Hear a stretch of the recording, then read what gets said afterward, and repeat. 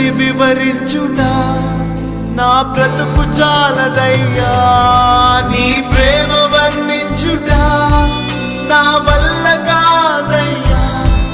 నీ కృపని వివరించుట నా బ్రతుకు చాలదయ్యా తండ్రి దేవా